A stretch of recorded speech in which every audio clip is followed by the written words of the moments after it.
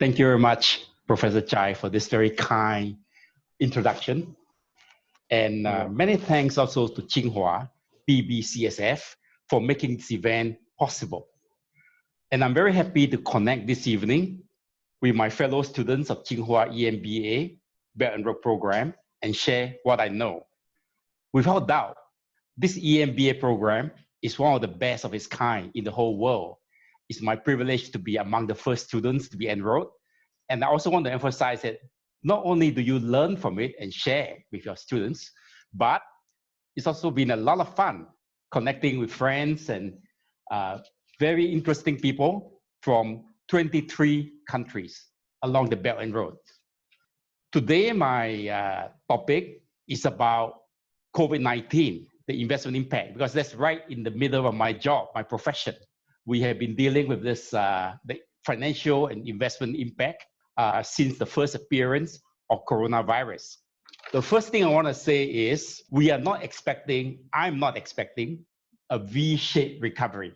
What we think will happen will be something along the lines of a U-shape or a W-shape or an L-shaped outlook. It is just too optimistic to think that this thing will just go away with a V-shape.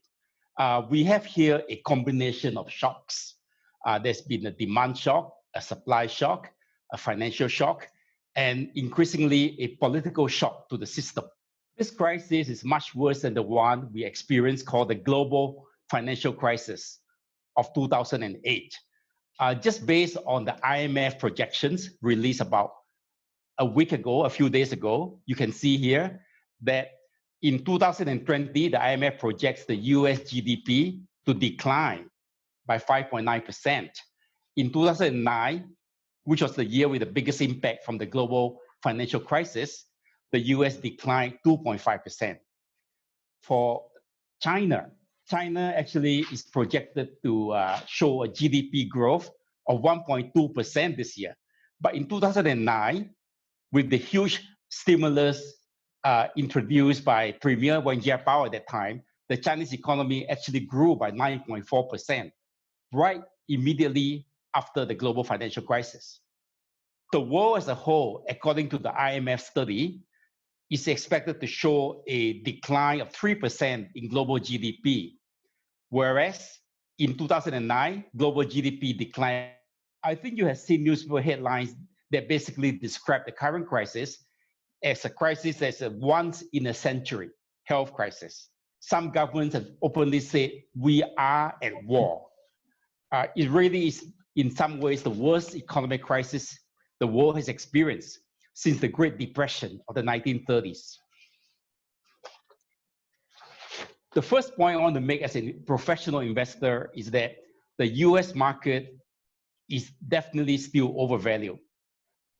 We have seen a huge recovery by the US market since the lows we experienced in March.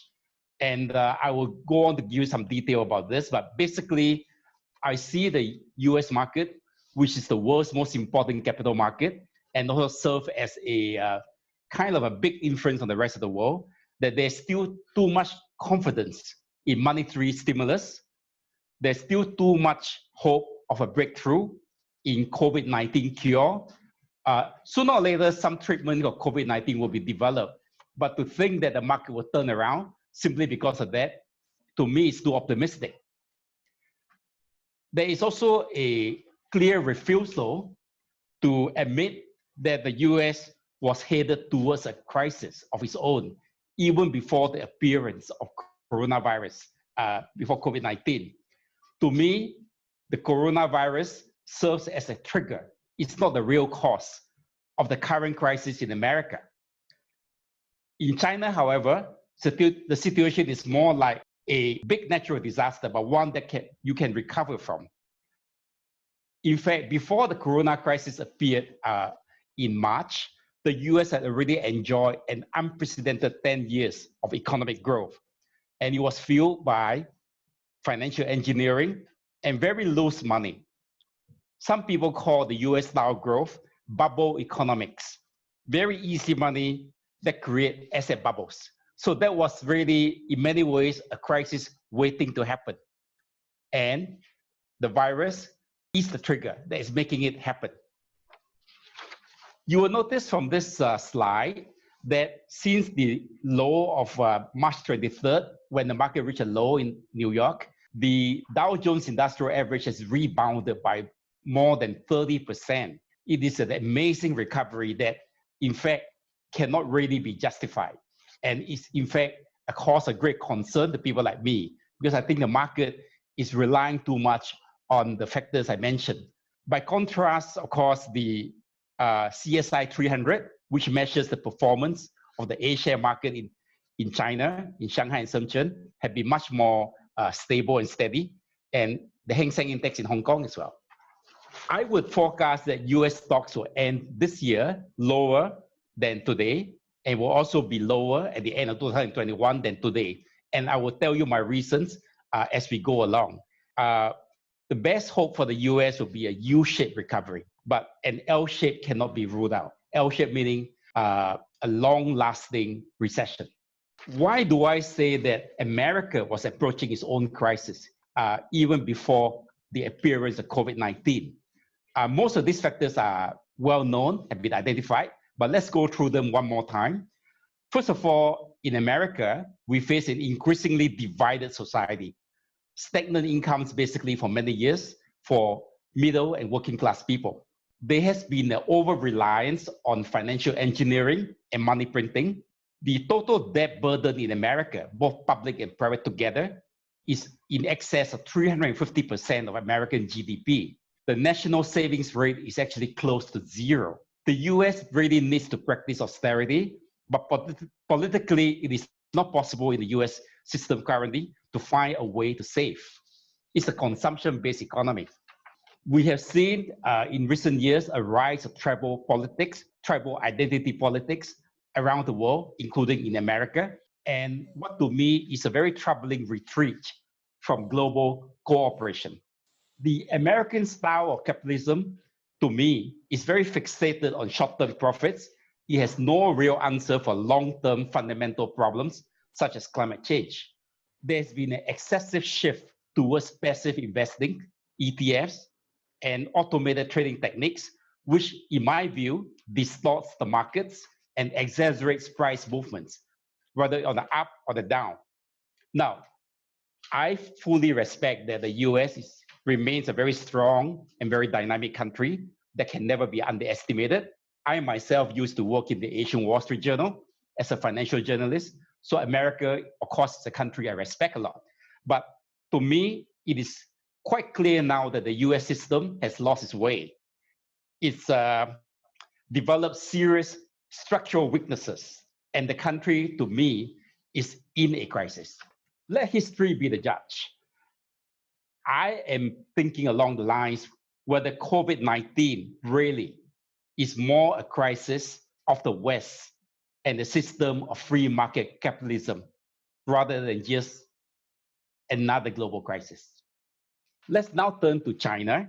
Now, China too, originally, my investment team and I, as recently as late March, were hoping for a V-shaped recovery. But now I think it is less likely for China to have a V-shaped recovery. It's more likely to be a U. That means a period of slowdown before there's a recovery, or even a double dip, where we recover and then come down again before we recover again. I think that China now, from what we can see, is experiencing a very painful rise in unemployment and also an export shock. Basically, the Chinese economy needs to create between 10 to 20 million new jobs per year for people coming into the job market. I believe job creation this year will be zero or maybe even negative. On top of which, we are seeing a near collapse in terms of demand for Chinese products. Export trade is in big trouble because there's been a demand shock in the West, and Western consumers are no longer spending for quite a while. We are also worried, although this risk may not be very high, but it's always there, that there could be a second wave of the coronavirus coming again. I think that there is a significant increase in anti-China sentiment in many Western countries. That cannot be denied. So I worry that China will become increasingly an isolated country. And China, although strong in hard power, is still quite weak in soft power. This is a big challenge, something that we had to face and figure out how to improve. And of course, the breakdown in Sino-American relations is a big worry too. I want to illustrate what I say simply by looking at two headlines on the New York Times today. Just so happened I opened the New York Times today, and I see these two articles right there on the front page. Article on the right says, Republicans aim to make China a virus scapegoat. So I'll read it for you. You can see it clearly. It's written by two New York Times reporters. The Republican Party is attempting to divert attention from the Trump administration's heavily criticized response to the coronavirus by blaming China, making China a virus scapegoat. The article on the left is actually written by Bernie Sanders, who recently dropped out of the contest to be the Democratic candidate for president. Bernie Sanders says, in the midst of the twin crises that we face, that means the twin crises in America, the coronavirus pandemic, and the meltdown of the American economy. So Sanders is saying the American economy has melted down. It is imperative that we re-examine some of the foundations of American society, understand why they are failing us, and fight for a fairer and more just nation. That's from Mr. Bernie Sanders. And it's just one day's newspaper. Let's now turn a bit to China, and then we'll do a wrap up of the overall picture. Now, China makes some initial mistakes, but I think comparatively speaking, China has handled the COVID-19 crisis quite well compared with the West. And it's the first in, first out of the pandemic among the major economies. China also enjoys the benefit of a huge domestic market, and the strong capital controls that some people criticize is actually now benefiting the country because it's able to act as a buffer in terms of capital flows for China to rely on its own resources to rebuild, to recover from the crisis. The Chinese system and culture of state capitalism and strong government, like it or not, it has proven effective. There's no doubt about that. And on top of that, China still has significant room for reforms and economic stimulus. They have many more bullets available now in China than, for example, in America to fight back. I think the China story is intact. The country remains on track to become the world's biggest economy by roughly 2030 to 2035. The room available to Beijing is not just about reducing interest rates or reducing taxes. There is potential for very key structural reforms, including the development of big city clusters, like right here, our Greater Bay Area, and for example, the IoT, Internet of Things, and market opening reforms, all of which will make the country even more competitive. Here's an illustration. 10-year government bond yields in China remain at 2.6% compared to 0.6% in the United States. So you tell me which country has more room to cut interest rates. Just one of many tools available to fight back. Here's an interesting chart, which I got from the World Bank, that illustrates the extent of how effective the Chinese have been actually. This is a chart that measures 2017 versus 1990, a period of 27 years, one generation, and how much per capita income has increased for countries in the table. China is number one. In this period of 27 years, per capita GDP, that means the average income per person in China, increased by about 28 times. Now, during this same period, the American system, the middle class and working class have basically enjoyed very little increase in real purchasing power in an entire generation. Instead, the US system has created a bubble economy that has created a huge new class of billionaires and very rich people. But in fact, has not really solved basic problems of people's livelihood and even healthcare. So much so that, for example, recent surveys carried out by Wall Street Journal, New York Times show that a majority of young people in America actually prefer a socialist government for the United States. That's how far things have changed.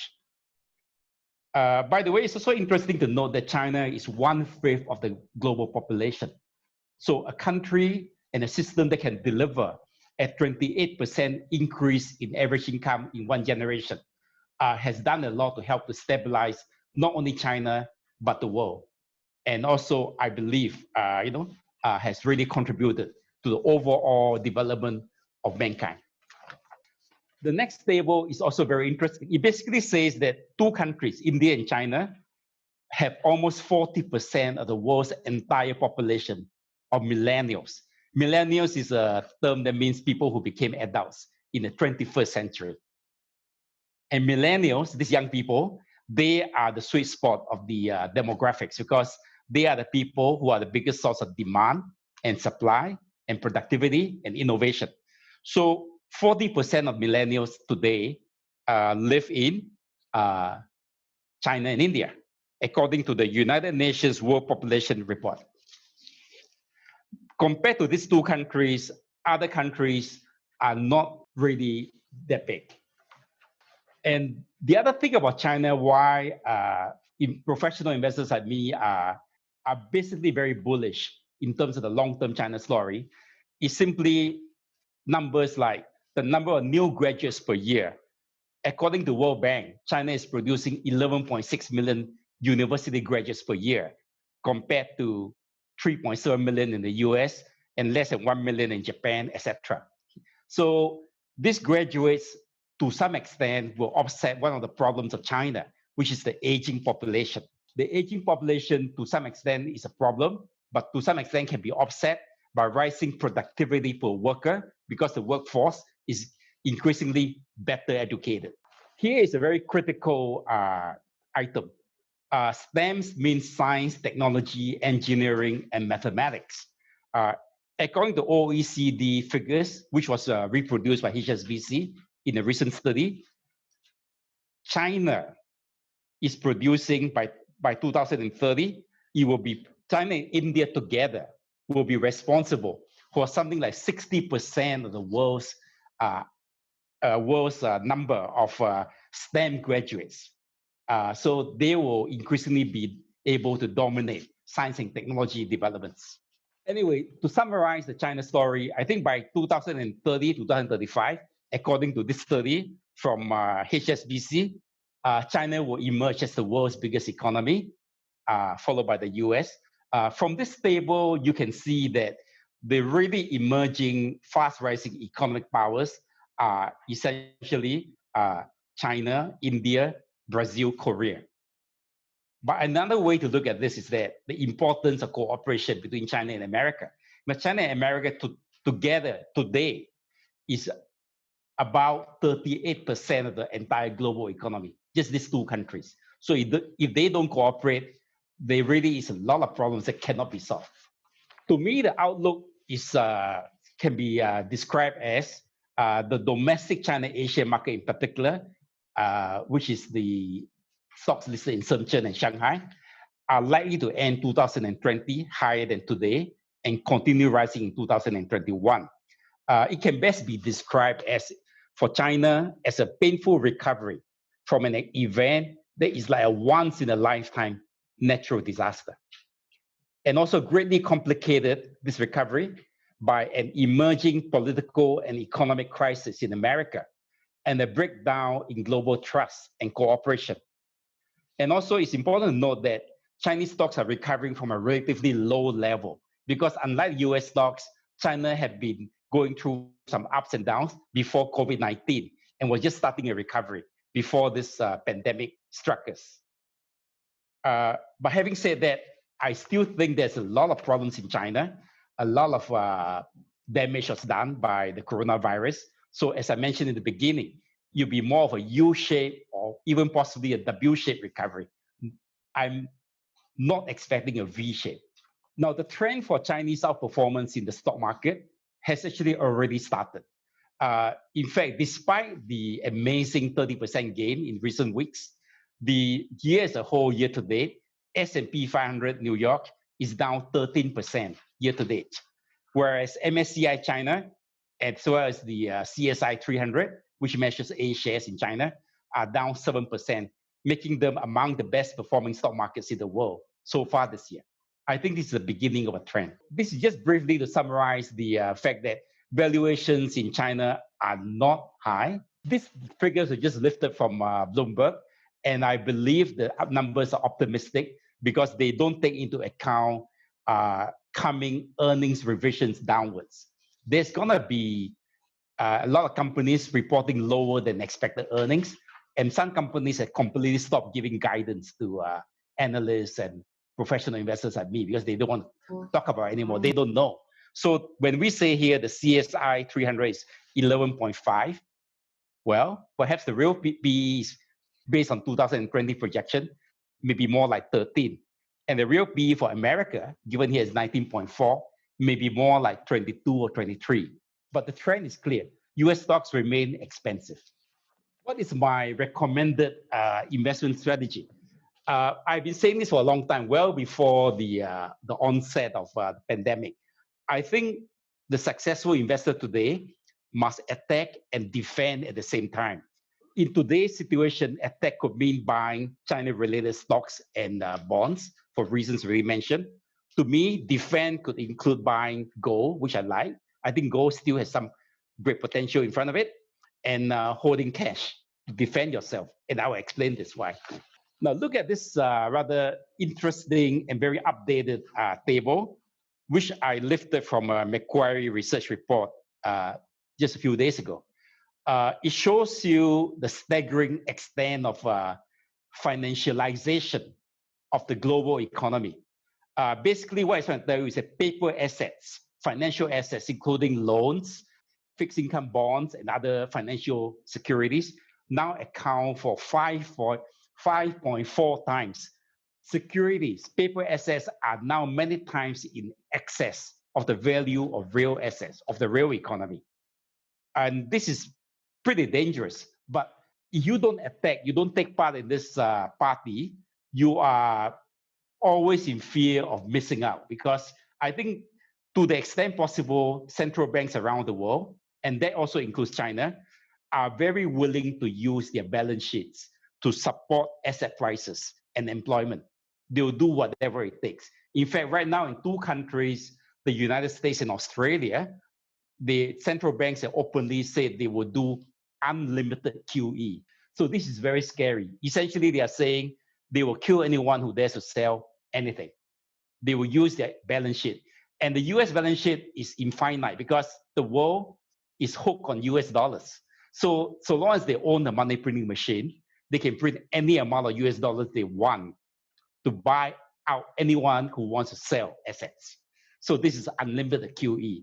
I think you know that people are talking about something called MMT. MMT, modern monetary theory, really is nothing more than the willingness and ability to use both fiscal and monetary policy to buy whatever is available by means of money printing and pass all our problems to the future generation then. Yeah. So you have to put part of your portfolio on the attack to take part in this.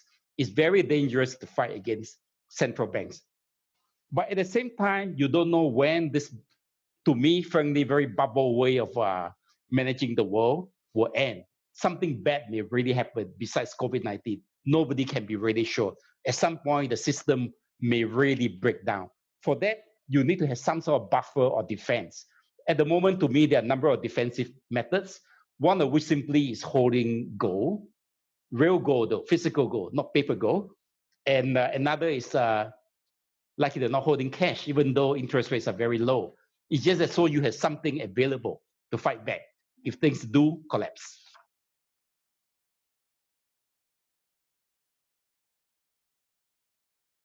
So we have one from Gang.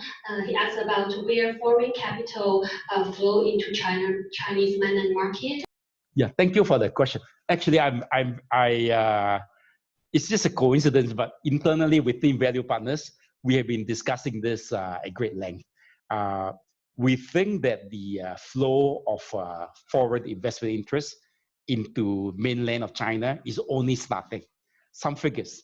The Chinese stock market, by which I mean the A-share market, the Chinese A-share market is only gradually opening its doors to foreign investors, and it's only recently been added to MSCI and other global indices, meaning to say within the last 2 years or so. So foreign ownership of Chinese A shares at the moment is less than 4%, whereas compared to other countries like Taiwan, Thailand, Malaysia, it's more normal for foreign ownership to be 25, 30%. So there's a long way to go. And so we are going to see increase in foreign ownership of Chinese equities. Chinese equity market at the moment is the world's second most active in terms of trading volume, but it's still significantly smaller than New York. The market cap of the market in China is 8.3 trillion compared to America, 36 trillion. So I think foreign ownership, and my own experience as a fund manager, is that we are seeing significant increase in foreign interest in owning Chinese A shares and Chinese bonds as well. Chinese bonds is also an interesting topic because it's the world's second largest fixed income market. It's largely unknown outside China, but interest is surging. The evidence I can cite to you is the experience of Hong Kong Exchange. Hong Kong Exchange has two very successful programs, Stock Connect and Bond Connect. And the figures are publicly available to show you that there is very significant amount of money going into Chinese bonds just through these Connect programs. In fact, the Connect program surprised me on the upside. I just find the volume is much higher than one would expect for such a new program. So basically, you are going to see significant foreign interest. I saw a few weeks ago that Bloomberg actually had an article citing so-called experts saying that some people in the West now consider China to be a safe haven for their savings because they see all these problems in the West. They see these bubbles and these unreasonable valuations and these politically divisive societies, and they want to put some money into China. They want to know how to do it. Of course, they can do Stock Connect and Bond Connect. Yeah. So China is really emerging as an interesting investment asset class for many, not only local investors, foreign investors.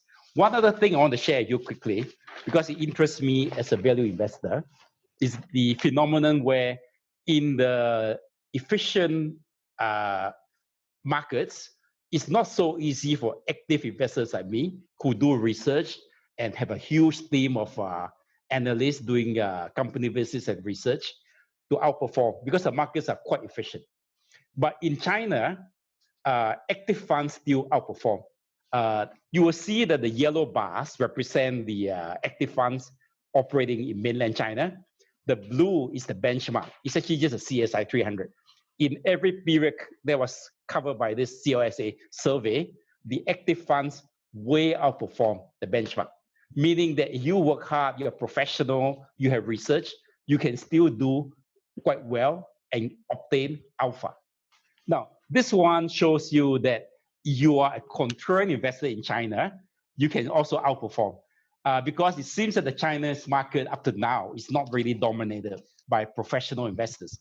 80% of the investors in China are retail investors, small guys who are just trading as speculators, short-term traders, we call them.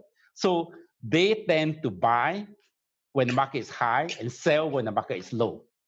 So if you're a professional investor in research, you can really make money because professional investors who understand valuation would tend to buy when markets are low and sell when markets are high.